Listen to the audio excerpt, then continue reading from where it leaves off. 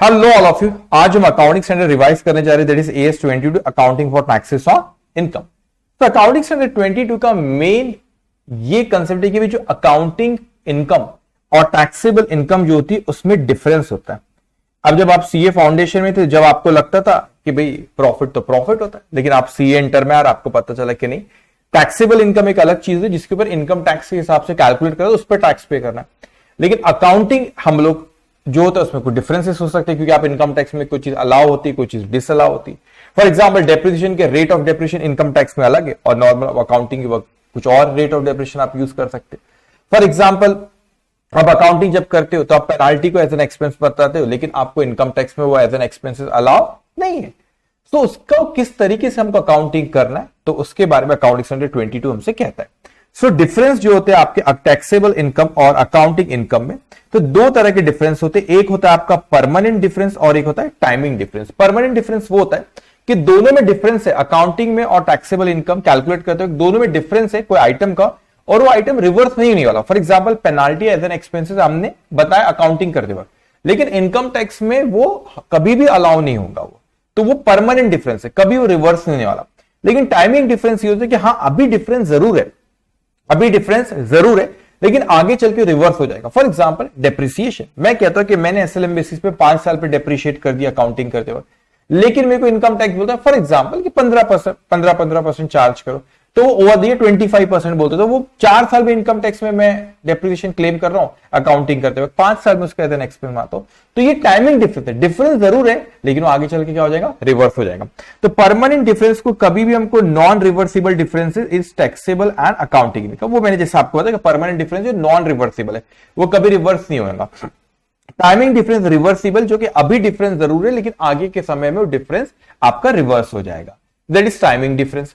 अब यहां पे जब आपका टाइमिंग डिफरेंस, परमानेंट डिफरेंस में आपको डेफर्ड टैक्स एसेट लायबिलिटी कुछ भी क्रिएट नहीं करना, लेकिन जो टाइमिंग डिफरेंस है उसमें डेफर्ड टैक्स एसेट और या डेफर्ड टैक्स लायबिलिटी क्रिएट होती है। तो what is deferred tax asset? पहले तो डेफर्ड टैक्स एसेट मतलब ना एक्स्ट्रा टैक्स आपने पे करे और फ्यूचर में आपको कम टैक्स पे करना पड़ेगा। और आपका टैक्स डेफर्ड टैक्स लायबिलिटी का मतलब आपने टैक्स अभी कुछ सेव करो, लेकिन आगे चल के आपको हायर टैक्स आपको पे करना रहेगा। तो पहले ये समझते कि डेफर्ड टैक्स एसेट में पहचानूं कैसे कि डेफर्ड टैक्स एसेट है कि डेफर्ड टैक्स लायबिलिटी। सिंपल सा फंड है, अगर आपका accounting profit is lower than, यहां पे ध्यान देंगे, is lower than taxable profit, अगर आपकी टैक्सेबल प्रॉफिट जो है वो आपका ज्यादा है as compare to accounting profit, तो टैक्सेबल प्रॉफिट आपका ज्यादा है, तो टैक्सेबल प्रॉफिट अगर ज्यादा है तो इसका मतलब आप ज्यादा टैक्स पे करोगे। अभी ज्यादा टैक्स पर है लेकिन आगे चल के हमको कम टैक्स पे करना रहेगा, that is deferred tax asset. अगर आपकी टैक्सेबल इनकम अभी कम है, टैक्सेबल इनकम अभी आपकी कम है, तो क्या हो रहा है, आपकी टैक्सेबल इनकम आपकी अभी अगर कम है तो आप अभी कम टैक्स पे कर रहे, क्योंकि टैक्सेबल इनकम के ऊपर हमको टैक्स पे करना है। तो टैक्सेबल प्रॉफिट आपका as compare to accounting profit कम है, तो आप अभी कभी कम टैक्स पे कर रहे हो, लेकिन आगे चल के आपको ज्यादा टैक्स पे करना पड़ेगा, तो that is deferred tax liability. तो इस तरीके से आप पहचानेंगे कि डेफर्ड टैक्स एसेट है कि डेफर्ड टैक्स लायबिलिटी। अब कुछ टर्म आपको पता रहना चाहिए, जैसे कि अकाउंटिंग इनकम, तो जो आपने अकाउंटिंग करते वक्त बिफोर टैक्स जो भी आपका प्रॉफिट लॉस है, दैट इज अकाउंटिंग इनकम। अब what is taxable income? Taxable मतलब इनकम टैक्स एक्ट के हिसाब से आपकी कितनी इनकम है, दैट इज टैक्सेबल इनकम। अब टैक्स एक्सपेंसेस याद रखें, दो चीजें यहां पे कवर होंगी टैक्स एक्सपेंसेस में, आपका करंट टैक्स और डेफर्ड टैक्स। तो अगर आपने डेफर्ड टैक्स एसेट लायबिलिटी को, करंट टैक्स मतलब tax payable for the period, और अगर आपने कोई डेफर्ड टैक्स एसेट या डेफर्ड टैक्स लायबिलिटी क्रिएट हुई तो उसको भी उसमें ऐड लेस करेंगे अपन, और जो अमाउंट आएगी that is taxable expense, to tax expense, that is tax expense. तो tax expense is current tax plus deferred tax asset और लायबिलिटी, ठीक है। अब यहां पे वो जो भी है डेफर्ड टैक्स एसेट है, deferred tax liability, current tax में उसको अपने को एडजस्ट करना पड़ेगा, जो अमाउंट आएगी दैट इज टैक्स एक्सपेंसेस। अब उसके बाद कहते हैं कि डेफर्ड टैक्स, अच्छा करंट टैक्स मतलब डेफर्ड टैक्स का मतलब tax effect of timing difference, timing difference की वजह से आपका टैक्स का डिफरेंस आया, टाइमिंग डिफरेंस की वजह से। परमानेंट अगर डिफरेंस है अकाउंटिंग प्रॉफिट और टैक्सेबल प्रॉफिट में, परमानेंट अगर डिफरेंस है बेटा, तो वो परमानेंट डिफरेंस आप उसके लिए डेफर्ड टैक्स नहीं क्रिएट करते हो। अगर आपका टाइमिंग डिफरेंस है मतलब आज डिफरेंस जरूर आगे चल के रिवर्स हो जाएगा, उस केस में आप उसको डेफर्ड टैक्स को क्रिएट करते हैं। अब रिकॉग्नाइज कब करें, ध्यान से मेरी बात सुनिए। तो टैक्स एक्सपेंस जैसे मैंने आपको बताया, current tax plus deferred tax दोनों को मिला के आपका होता है टैक्स एक्सपेंसेस, ठीक है। अब परमानेंट टैक्स में मैं ऑलरेडी बोला, परमानेंट डिफरेंस में सॉरी, कि नो डेफर्ड टैक्स एसेट और लायबिलिटी, आपको कुछ भी क्रिएट करना नहीं है। अब टाइमिंग डिफरेंस में क्रिएट करना, टाइमिंग डिफरेंस में included in tax expenses and recorded as deferred tax asset और लायबिलिटी, इसको अपने को इंक्लूड करना है, टाइमिंग डिफरेंस को। फिर डेफर्ड टैक्स एसेट लायबिलिटी जो भी है कैसे पहचानेंगे, मैंने आपको बताया। अगर आपका taxable profit in accounting profit से ज्यादा है तो वो डेफर्ड टैक्स एसेट, अगर टैक्सेबल प्रॉफिट अकाउंटिंग प्रॉफिट से कम है तो that is deferred tax liability. अब बड़ी इंपॉर्टेंट सी बात है, अगर आपकी डेफर्ड टैक्स एसेट आती तो क्या, मैं यहां पे लिख लेता हूं, मैं ये डेफर्ड टैक्स एसेट के रिकॉग्निशन से रिलेवेंट है। अगर आपकी डेफर्ड टैक्स एसेट आती है तो क्या मैं डेफर्ड टैक्स एसेट को रिकॉग्नाइज कर सकता हूं? हाँ बिल्कुल कर सकते हो, बिल्कुल कर सकते हो, लेकिन एक शर्त है। क्या शर्त है? कि वो कहते हैं कि आप रीजनेबली सर्टेन रहना चाहिए, रीजनेबली सर्टेन रहना चाहिए कि आपको फ्यूचर में सफिशिएंट इनकम फ्यूचर में होंगी, तो उस केस में आप बिल्कुल डेफर्ड टैक्स एसेट को रिकॉग्नाइज कर सकते हो। लेकिन वो कहते हैं कि नहीं, आपने वर्चुअली सर्टेन होना चाहिए। कब? In case of carry forward losses और अनएब्सॉर्ब डेप्रिसिएशन। अगर कोई अनएब्सॉर्ब डेप्रिसिएशन, ये कैरी फॉरवर्ड लॉसेस आपके अभी है, तो आपने वर्चुअली सर्टेन होना चाहिए कि फ्यूचर में मुझको सफिशिएंट इनकम होंगी, तो आप डेफर्ड टैक्स एसेट को रिकॉग्नाइज कर सकते हो। अब एक स्लाइटली सा डिफरेंस है रीजनेबली सर्टेन और वर्चुअली सर्टेन। वर्चुअली सर्टेन का मतलब है ऑलमोस्ट 100%, कोई डाउट नहीं है, कोई रिस्क नहीं, ऑलमोस्ट 100%। रीजनेबली सर्टेन का मतलब है हाँ हमको पता है कि फ्यूचर में इनकम होंगी, उसमें कोई डाउट नहीं है, लेकिन उसमें कहते हैं कि वर्चुअली सर्टेन में ऑलमोस्ट 100%, रीजनेबली सर्टेन में नॉट 100%, थोड़ा बहुत वो कम है उससे, मतलब ज्यादा आप कॉन्फिडेंट हो, एकदम 100% confident, that is virtually certain. Okay, कोई फिक्स परसेंटेज नहीं होता उसका, लेकिन मैं आपको ऑलमोस्ट 100% पक्का अपने को कोई डाउट नहीं कि फ्यूचर में इनकम होगी। तो वो किस केस में? अगर आपके अनएब्सॉर्ब डेप्रिसिएशन या कैरी फॉरवर्ड लॉसेस है, तो उस केस में आप लोगों को क्या बेटा, वर्चुअली सर्टेन आपने होना चाहिए, तो आप डेफर्ड टैक्स एसेट को रिकॉग्नाइज कर सकते हो। लेकिन रीजनेबली अगर नॉर्मली अगर है ऐसा लॉसेस या अनएब्सॉर्ब डेप्रिसिएशन ऐसा कुछ, इस केस में reasonably you are certain that there is in future there is a sufficient income, in that case you can recognize deferred tax asset। तो इस तरीके से आपको करना रहेगा।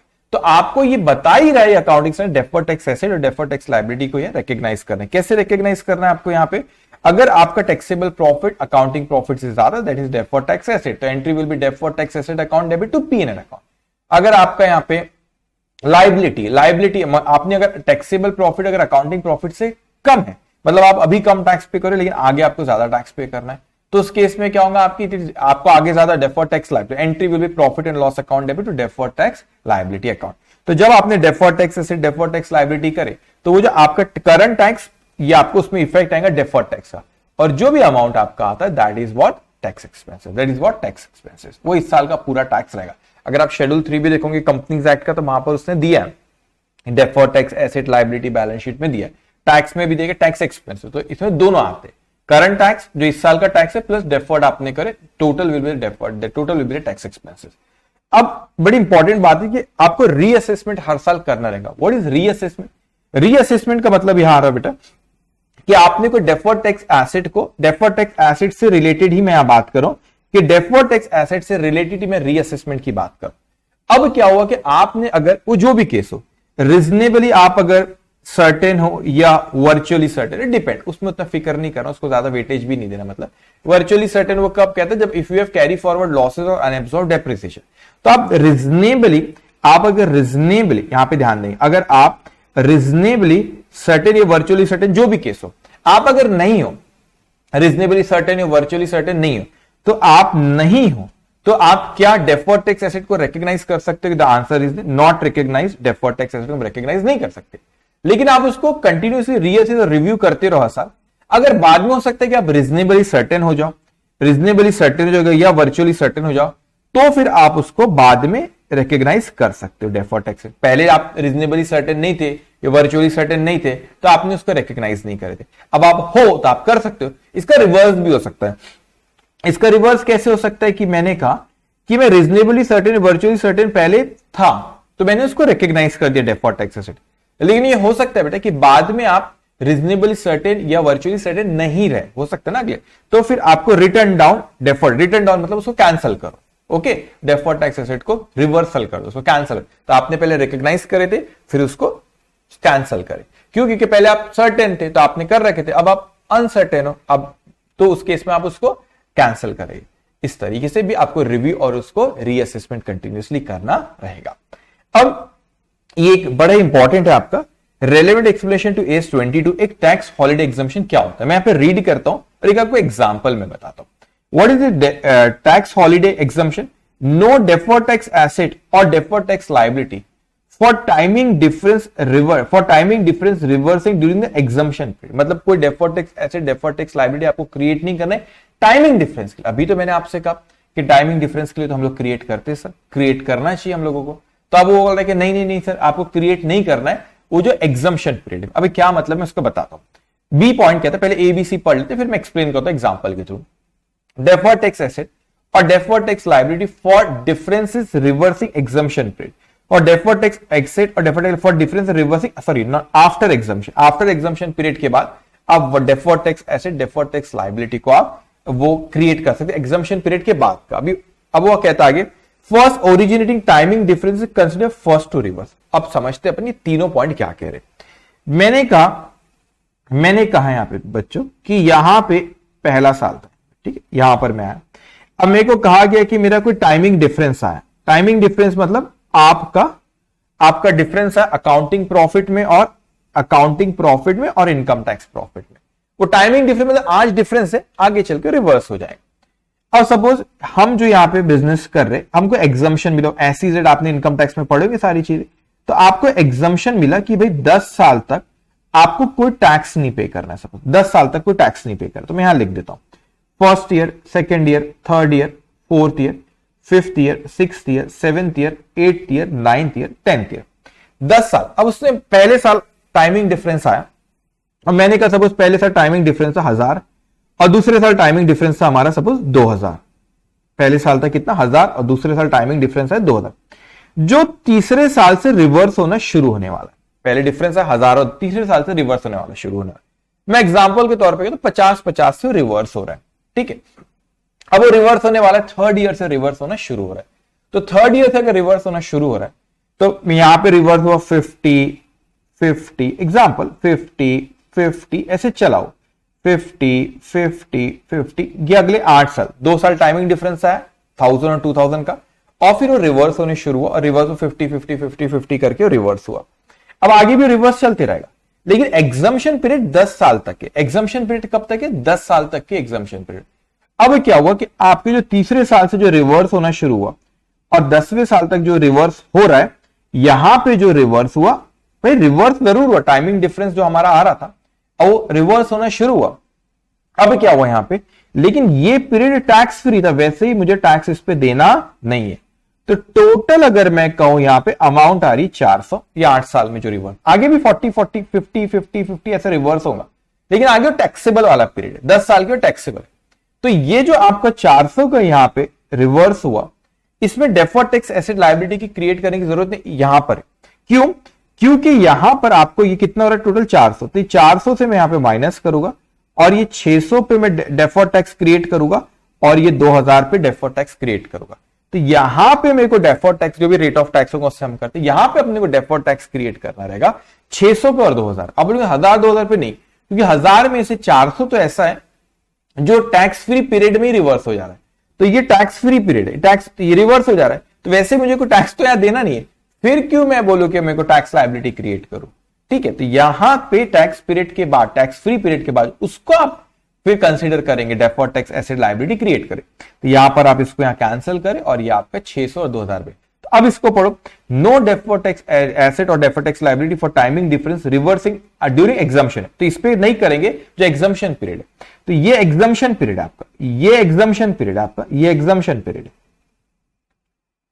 ये एग्जम्पशन पीरियड है और ये आफ्टर एग्जम्पशन पीरियड है, आफ्टर एग्जम्पशन पीरियड है। ठीक है, so deferred tax asset liability for differences reversing after exemption period, इस पे क्रिएट करना रहेगा, आगे के पीरियड का कंटिन्यूस चल रहा है। और फर्स्ट ओरिजिनेटिंग टाइमिंग डिफरेंस, तो जो पहले time consider first to reverse, तो ये जो टाइमिंग डिफरेंस इससे ना पहले वाले से कैंसिल करो, ऐसा करो, इससे करो पहले, फिर ये अगर नहीं रहता तो फिर इससे करते थे, ये यूटिलाइज हो जाता तो इससे करते थे। इतने सिंप्लीफाई वे में उसके एक ही पॉइंट यहां पे कवर हो गए। ठीक है, तो ये हमारा रिवीजन रहा किसका, accounting standard 22, that is accounting for taxes on income.